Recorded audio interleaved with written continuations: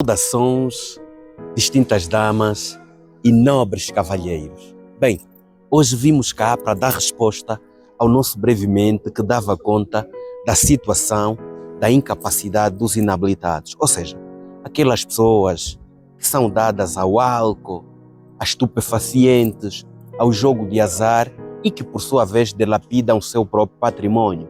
Então nós como parentes podemos fazer alguma coisa aos olhos da lei.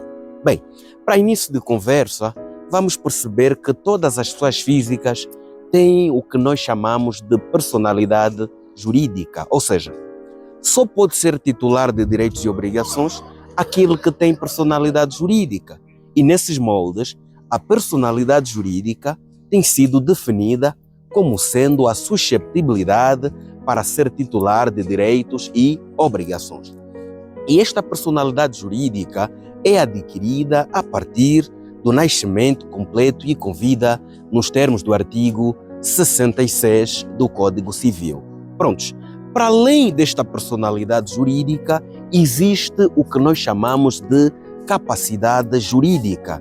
E esta capacidade jurídica é inerente à personalidade jurídica nos termos do artigo 67 do Código Civil. A capacidade jurídica tem sido definida como sendo a medida das situações de que uma pessoa pode ser titular ou que pode agir. Veja que aqui nós estamos a traduzir duas terminologias diferenciadas. De um lado, pode ser titular, do outro lado, de que pode agir. Isto nos quer dizer o quê? Que a capacidade jurídica pode ser de dois tipos. De um lado, temos a capacidade de gozo, de outro lado, temos a capacidade de exercício de direitos. Bem, a capacidade de gozo é aquela que mede as situações de que uma pessoa pode ser titular. E a capacidade de exercício, por sua vez, é a idoneidade para atuar juridicamente, para praticar atos jurídicos. Nesses moldes, podemos perceber que nem sempre um cidadão se vai encontrar num estado de capacidade. Ele pode se encontrar num estado de incapacidade. E as incapacidades, por sua vez, também podem ser de gozo e de exercício. Veja, a incapacidade de gozo, em bom rigor, estamos aqui a traduzir que é aquela que é insuprível juridicamente. É aquela que o ato não pode ser praticado nem pelo incapaz, nem pelo seu representante. E aqui podemos dizer, imaginem um interdito por anomalia psíquica, estou a falar dos vulgos malucos, esse não se pode casar. Por quê? Porque se encontra num estado de incapacidade de gozo que é insuprível e os atos praticados por esta pessoa são nulos, não produzem efeitos jurídicos. Do outro lado, temos a incapacidade de exercício de direito.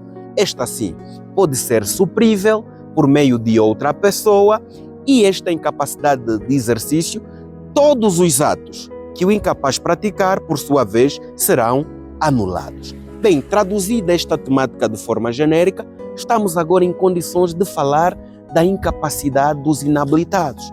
Nos termos do artigo 152 do Código Civil, vemos claramente que podem ser inabilitados aqueles que padeçam de anomalia psíquica, os surdos mudos e os cegos. Só que com um grau reduzido, ou seja, é uma incapacidade que traduz uma fraqueza de espírito e que faz com que a pessoa não consiga reger convenientemente o seu patrimônio. Outros requisitos que nos levam também à incapacidade dos inabilitados é justamente o consumo de bebidas alcoólicas, o consumo de estupefacientes e a prodigalidade habitual. Afinal, o que é isso de prodigalidade habitual?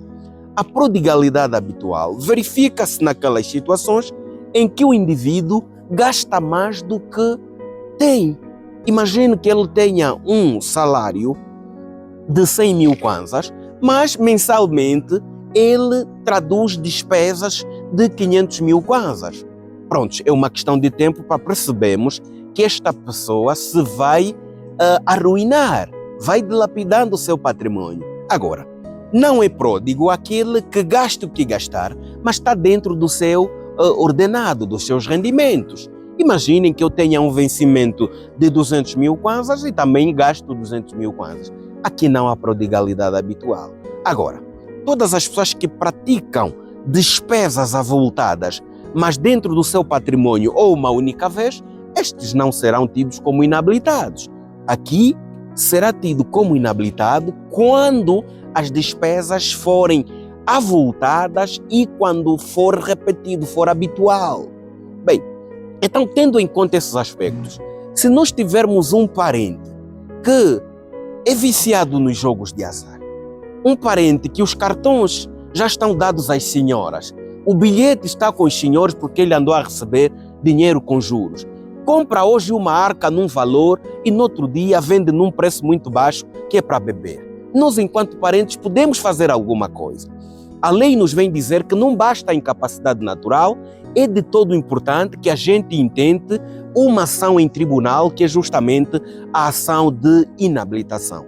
Uma vez que o indivíduo for considerado inabilitado, será indicado um curador, um assistente que vai passar a reger a sua vida patrimonial. Ou seja, a partir deste momento, o indivíduo já não vai poder gastar de livre e espontânea vontade.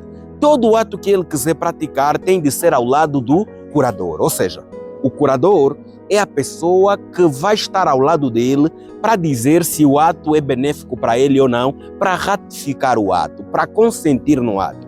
Sem o consentimento do curador, os atos praticados pelo inabilitado são anuláveis e não produzem efeitos jurídicos.